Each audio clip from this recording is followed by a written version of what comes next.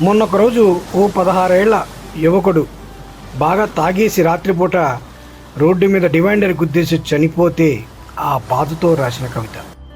నేటి యువతరం ఎలా ఉంది?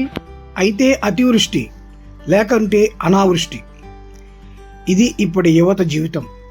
అయితే సాఫ్ట్వేర్ లేకపోతే హార్డ్ నైఫ్, ఇది ఇప్పటి యువత మైండ్ సెట్. అయితే సహజీవనం లేకుంటే సజీవ దహనం, ఇదే ఇప్పటి యువత బంధం. అయితే ఆశయం వైపు లేకుంటే అప్పుల వైపు, ఇదే ఇప్పటి యువత లెక్కల పద్దు. అయితే ఆచారాల లొంగుబాటు లేకుంటే అసహ్యపు బరితెగింపు, ఇదే ఇప్పటి యువత గమనం. అయితే అప్పర్ స్టేజ్కి ఎగబ్రాకటం లేకుంటే లోయర్ బార్లో దిగజారటం, ఇదే ఇప్పటి యువత ఎత్తుపల్లాలు. అయితే అమెరికా లేకుంటే ఆఫ్రికా, ఇదే ఇప్పటి యువత డిగ్రీ రిజల్ట్. అయితే పబ్బులు లేకుంటే జబ్బులు, ఇదే ఇప్పటి యువతకున్న స్వేచ్ఛాదారులు. ఆస్వాదన లేదు, అనుభూతి లేదు, అమ్మా నాన్నలు లేరు, ఆత్మసాక్షి అక్కరలేదు.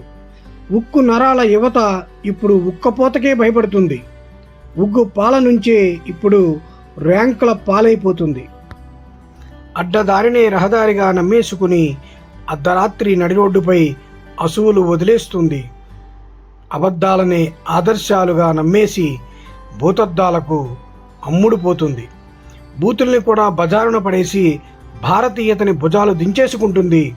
ఇదే నేటి యువత దారిగా దేశానికి పనికిరాని ఒక కొత్త కథను రాసుకుంటుంది. ఒక్కసారి ఆలోచిద్దాం.